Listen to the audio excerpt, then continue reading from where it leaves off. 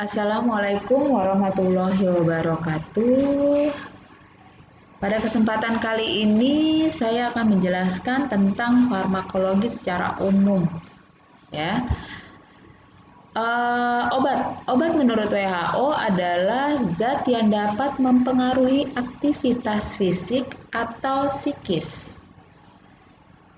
Kemudian menurut KONAS atau Kebijakan Obat Nasional, obat itu adalah bahan atau sediaan yang digunakan untuk mempengaruhi atau menyelidiki sistem fisiologi atau kondisi patologi dalam rangka menetapkan diagnosis, pencegahan, penyembuhan, pemulihan dari rasa sakit, gejala sakit atau penyakit untuk meningkatkan kesehatan dan kontrasepsi. Oke, di sini berarti dengan kata lain selain kontrasepsi itu termasuk golongan obat ya. Alat-alat KB itu adalah alat-alat kontrasepsi. Selain itu, obat adalah senyawa kimia yang berasal dari alam maupun sintesis selain makanan yang dalam dosis layak mempunyai pengaruh terhadap atau dapat menimbulkan efek pada organisme hidup, baik efek psikologis, fisiologis, maupun biokimia. Digunakan untuk menyembuhkan, meringankan, atau mencegah penyakit berikut gejalanya, juga untuk mendiagnosa penyakit atau gangguan atau dapat menimbulkan satu kondisi tertentu. Dari hierarkiahnya, farmakologi itu terdiri dari dua kata, yaitu farmakon dan logos. Farmakon itu adalah obat, logos ada ilmu, berarti ilmu mengenai obat. Nah, jadi secara harafiah, farmakologi berarti ilmu pengetahuan tentang obat.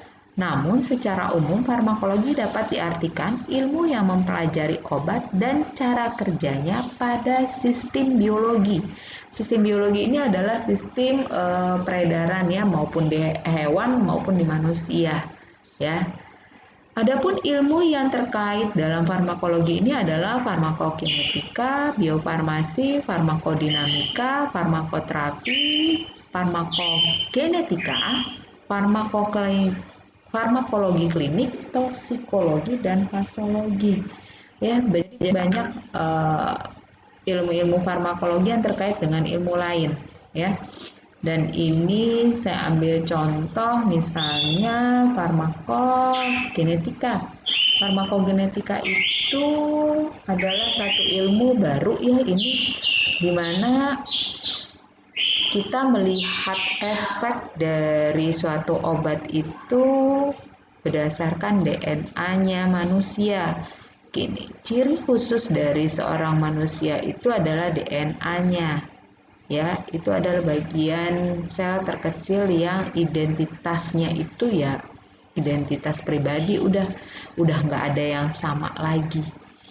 Lain halnya kalau kita bicara jenis kelamin, umur, itu pasti ada yang sama.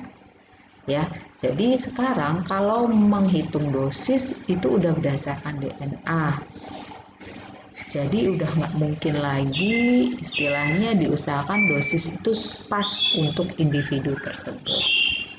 Ya, selama ini kan kalau ngitung dosis itu berdasarkan jenis kelamin, berdasarkan umur, berdasarkan luas permukaan tubuh. Nah, sekarang sudah berdasarkan DNA, jadi lebih spesifik lagi. Oke. Selanjutnya adalah golongan obat berdasarkan indeks terapi. Jadi ini dibagi tiga, yaitu obat farmakodinamis, obat farmakoterapeutis, dan obat diagnostik. Nah, maksudnya ini apa? Obat farmakodinamis adalah obat-obat yang meniadakan suatu penyakit. Jadi misalnya saya ambil contoh, misalnya kita panas, terus kita minum paracetamol. Nah, panas kita turun. Nah, ini adalah obat-obat yang meniadakan penyakit, ya. Nah, tergolong dalam obat farmakodinamis. Nah, sekarang kalau obat-obat farmakoterapeutis itu apa? Obat-obat yang penyebabnya yang dihilangkan. Jadi ambil contoh, misalnya kita infeksi nih, ada kayak habis luka jatuh tiba-tiba ada pembengkakan bernanah, nah itu kan berarti ada infeksi, berarti ada bakteri itu di situ.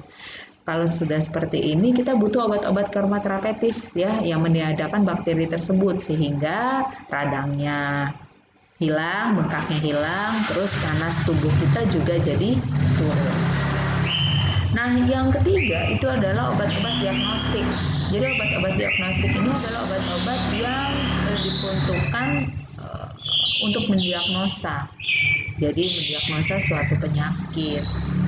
Ya.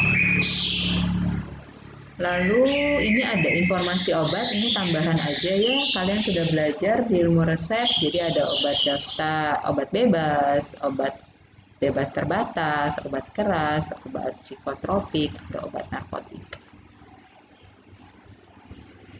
Nah, tadi sudah dibahas bahwa ada obat bebas, ada obat bebas terbatas. Nah, kedua obat ini sama-sama tidak menggunakan resep dokter untuk mendapatkannya. Cuma yang membedakan dua ini adalah kalau obat bebas itu berarti obat yang udah yang penting baca aturan pakainya. Nah, kalau obat bebas terbatas ini harus ada label-label ini. Jadi saya ambil contoh, obat-obat wasir itu adalah obat-obat berlabel obat bebas terbatas yang warnanya biru ya. Nah, di situ harus ada labelnya.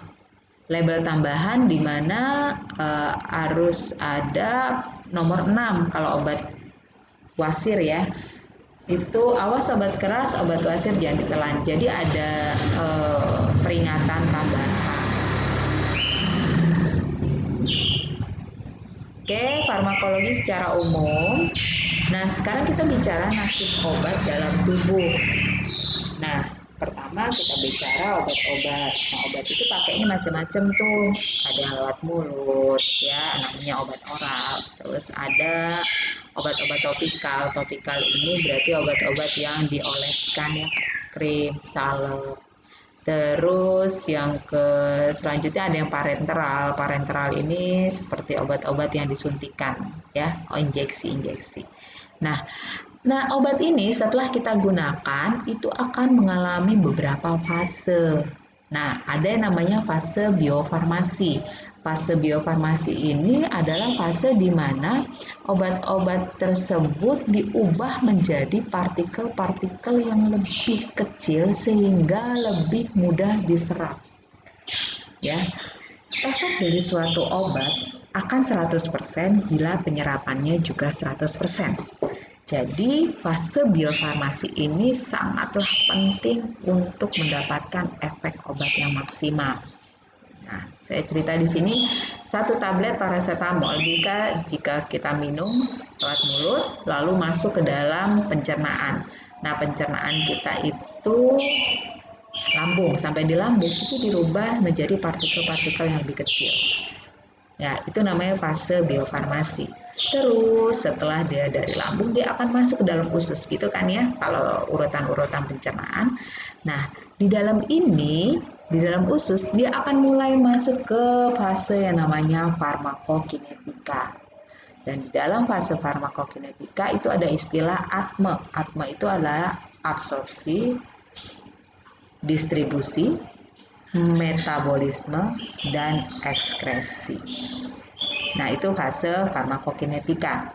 Jadi sampai dia menimbulkan efek, dia harus diabsorpsi. Nah, habis diabsorpsi, terus dia akan didistribusikan ke seluruh tubuh oleh darah. Nah, setelah didistribusikan, dia akan ketemu nih, dia akan menimbulkan efek di fase distribusi ini. Nah, setelah didistribusikan menimbulkan efek, lalu dia akan mengalami yang namanya metabolisme. Metabolisme itu adalah suatu proses di mana obat itu menjadi inaktif, sudah tidak aktif lagi. Karena kenapa harus tidak aktifkan? Biar dia tidak jadi racun di tubuh kita. Nah, setelah diinaktifkan, sudah tidak aktif lagi, sudah tidak bereaksi lagi, lalu dia siap untuk dieskresikan oleh ginjal. Jadi, ginjal tidak akan terima obat yang belum inaktif atau masih aktif, karena itu akan merusak ginjal. Nah, setelah itu ada yang namanya fase farmakodinamika, di mana fase farmakodinamika adalah fase molekul obat itu ketemu sama tempat kerjanya. Tempat kerjanya apa? Reseptor namanya. Berarti kalau kita panas minum paracetamol, paracetamolnya jalan-jalan di dalam tubuh kita, terus ketemu sama reseptornya. Klik tuh dia. Nah, kalau sudah klik antara molekul obat sama reseptornya, berarti itu akan menimbulkan efek terapi yang diinginkan.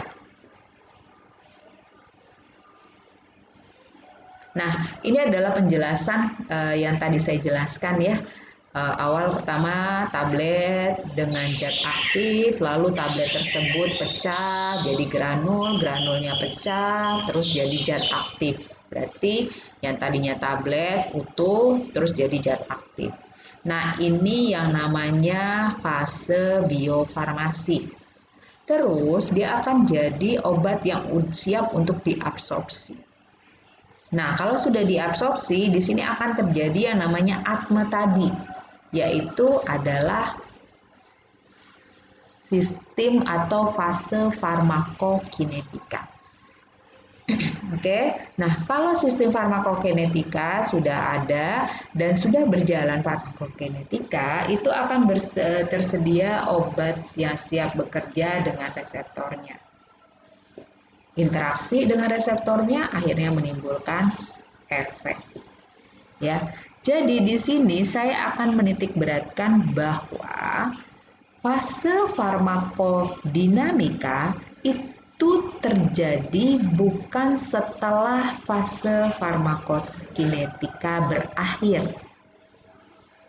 Jadi di sini fase farmakodinamika itu ada di dalam fase farmakokinetika.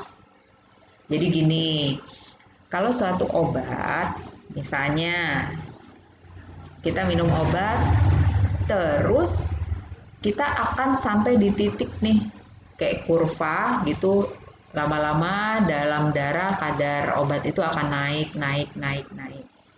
Nah, selama dia naik, itu akan sampai di titik maksimal. Sampai di titik maksimal pasti dia akan menurun.